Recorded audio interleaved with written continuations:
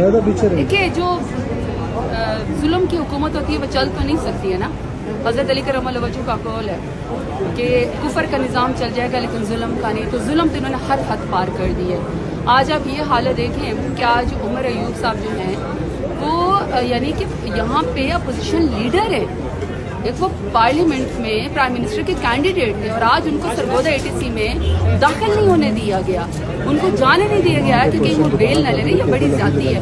تو چاہے ان کے اتحادی پیپلز پارٹی کہے چاہے MKM کہے, یہ حقیقت ہے کہ بجٹ جو پیش ہونے جا رہا ہے ان کو خود بھی نہیں پتا.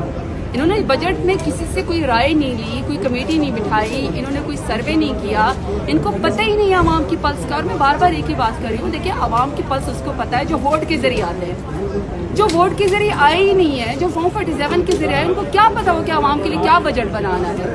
تو میں تو ویٹ کر رہی ہوں کہ کیا یہ لوگ اپنے وہ دیتے ہیں, بجٹ دیتے ہیں. میں تو بلکہ میری تو ہوگی کہ پیپلز پارٹی بینظیر کی پالیسی کے اوپر, بینظیر بھٹو کی پالیسی کے اوپر عمل کر کے جاگے, ان سے اتحاد میں دیکھیں کہ ان کو کتنا نقصان ہو رہا ہے اور عوام کو کتنا نقصان ہو رہا ہے.